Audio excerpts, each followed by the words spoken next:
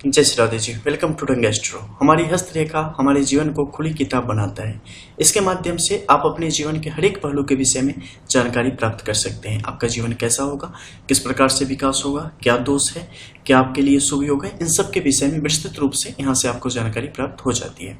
इसी क्रम को आगे बढ़ाते हुए आज हम बात करेंगे उन खास रेखाओं के विषय में जो कि महत्वपूर्ण रेखाओं के साथ साथ गमन करती रहती है गुमनामी में, लेकिन उसका होना मात्र ये स्पष्ट करता है कि जातक अपने जीवन में धन्य धान्य से पूर्ण होगा, यानी कि जातक अपने जीवन में नेम फेम को प्राप्त करेगा, मनी को प्राप्त करेगा, बड़ा धनाढ्य होगा, अमीरों में उसकी गिनती होगी। उन्हीं खास रेखाओं के विषय में आज हम जानेंगे और विस्तार से जानेंगे। तो सबसे पहले हम बात करेंगे गुरु के पर्वत क्षेत्र पर होने वाले कुछ खास परिवर्तन के विषय में।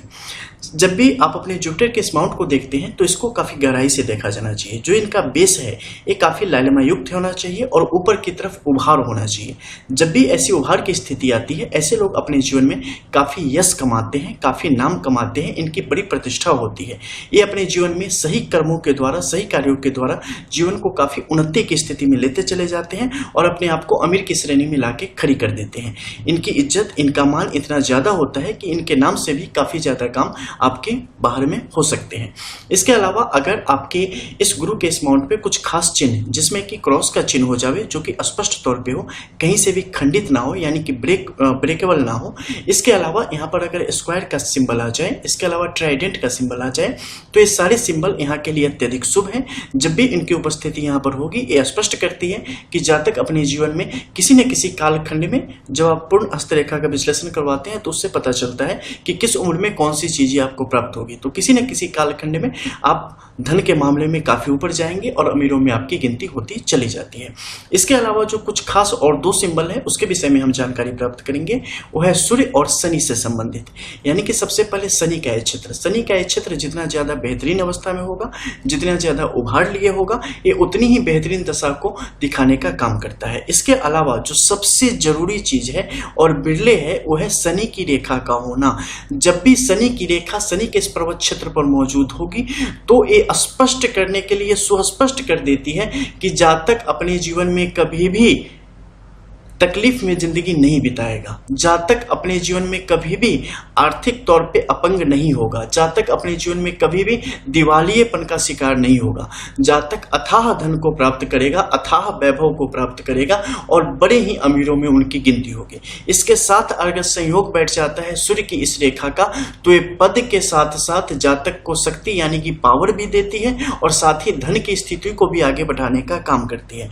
अगर आपकी शनि की रेखा यहाँ पर भाग्य रेखा के साथ, यानी कि एक एक्टिव भाग्य रेखा के साथ इनका जुड़ाव हो रहा है, तो इस स्थिति में भी शनि पूर्ण रूप से इस पे अपना आधिपत्य जमा लेता है और शनि के अकॉर्डिंग भाग्य आपका दिन दुगुनी रात चौगुनी स्थिति में आगे की तरफ बढ़ता चला जाता है। जिस भी कार्य में आप हाथ लगाएंगे उस कार्य में आपको सफलता मिलेगी। आप मेहनत से कभी पीछे नहीं हटेंगे और अपने आप को जमीन से उठा के आसमान में स्थापित कर पाने में कामयाब हो जाते हैं। अकूत दौलत के स्वामी ऐसे लोग होते चले जाते हैं। बड़े से बड़े लोग जो कि आर्थिक तौर पे बड़े संपन्न हैं, बड़े बड़े इंडस्ट्रियलिस्ट हैं, बड़े बड़े नेता हैं, बड़े बड़े पैसे वाले हैं, उन सब की हथेली में आप स्पष्ट तौर पे देख सकते हैं सूर्य की रेखा की स्थिति। एक स्पष्ट सूर्य रेखा और शनि की एक मजबूत स्थिति आपको स्पष्ट तौर पे दिखाई दे देगी, क्योंकि ये जब तक नहीं होंगे तब तक अकूत जैसी स्थिति लोगों के जीवन में नहीं आती है। इसके अलावा कुछ होते हैं हाइड सिंबल, यानी कि अदृश्य रेखाएं, अदृश्य चिन्ह, जिनका होना आपके जीवन में और भी ज्यादा बेहतरीन गुणों को लाता है। लेकिन उस अदृश्य चिन्ह और उसके जो सिंबल हैं उसके बारे में जानकारी आपको प्राप्त होती है जब बोथ पाम के लाइंस को आप देखते हैं, जब इनर लाइंस आपस में किसी रेखाकृति को बनाती हैं, उसे जब आप पढ़ पाते हैं, उसे जब आप समझ पाते हैं, तो उस द्वारा उन चीजों को आप देख सकते हैं। अब हम यहाँ पर बात करेंगे शनि के क्षेत्र में कुछ अन्य बनने वाले शुभ चिन्हों के विषय में, जिसमें होता है यहाँ पर सबसे पहले विष्णु तिलक। विष्णु तिलक की स्थिति अगर आपके शनि के क्षेत्र में एक बेहतरीन अवस्था में हो जावे तो ये भी जातक के लिए एक सुगम रास्ता को तैयार करने का काम करती है और जातक आर्थिक वृद्धि को प्राप्त करने की स्थिति में आता चला जाता है। इसके अलावा अगर यहाँ पर त्रिशूल की स्थिति आएगी तो ये भी स्पष्ट करती है कि जातक अपने जीवन में आर्थिक तौर पे बड़ी समृद्धि को प्राप्त करेगा। चल अचल संपत्ति और प्रॉपर्टी के रूप में उसके पास काफी धन की स्थिति बनी रहेगी, इसमें कहीं से कमी नहीं आएगी। अब मान लो बहुत सारे ऐसे लोग हैं जिनकी हथेली में सूर्य रेखा बड़ी छोटी है, तो क्या ऐसे लोग अमीर नहीं होंगे? बिल्कुल। उस मामले में आपको देखना पड़ेगा कि यहाँ पर उपस्थिति कैसी है, सूर्य का बेस कैसा है। इसके अलावा यहाँ पर जो रेखाएं बन पड़ी है उन रेखाओं में ऊर्ध्व रेखाएं हैं या अर्धव रेखाओं की स्थिति बन पड़ी है। इसके अलावा मस्तिष्क रेखा और हृदय रेखा, इन दोनों के बीच में गैप कितना है, साथ ही जीवन रेखा जब यहाँ से निकली है तो इनके मध्य में गैप कितना है। ये जितना ज्यादा गैप लेके चलेंगी उतनी बेहतरीन अवस्था को दर्शाने का काम करती है।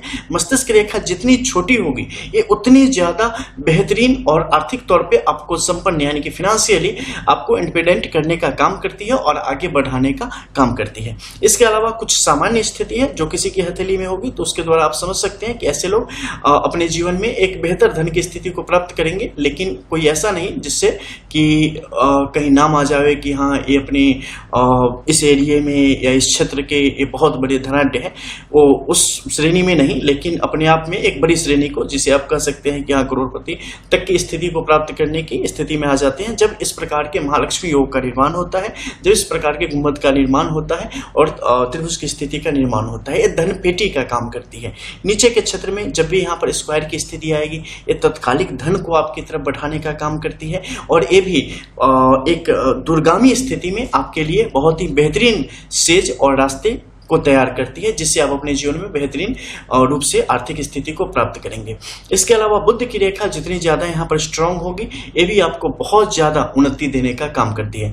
मस्तिष्क रेखा में कुछ खास ध्यान रखना, मस्तिष्क रेखा सूर्य के क्षेत्र तक आते आते खत्म हो जाए बहुत सुंदर, चाहे बाद में कोई दूसरी भी रेखा आ जाए उससे फर्क नहीं पड़ता, लेकिन ये जितनी ज्यादा लंबी होगी ये उतना ज्यादा परेशान करेगी। अगर लंबी हो तो उस समय ध्यान देना है कि इनके मध्य में गैप बहुत लंबा हो, गैप लंबा हो प्लस हाथ बहुत चौड़ा हो। इस क्षेत्र में जो ये झुकाव है ये बाहर की तरफ अत्यधिक होना चाहिए। ऐसी स्थिति में इसका कुप्रभाव कुछ कम होगा और धन की स्थिति बेहतरीन होगी। लेकिन अगर ये बहुत बड़ी है और ये यहाँ पर गैप भी छोटा है तो ऐसी स्थिति में आपके लिए मुश्किलें खड़ी होती रहेंगी। इसके अलावा जो कुछ अन्य रेखाएं हैं जिन्हें देखा जाना चाहिए औसत धन की स्थिति के लिए, मैं औसत धन की जब बात करता हूं तो उसे समझना चाहिए एक करोड़पति की अवस्था, और जब मैं बेहतरीन और अकूत धन की बात करता हूं तो उस समय अकूत ही समझना चाहिए जिसकी गिनती संभव न हो ऐसी परिस्थिति।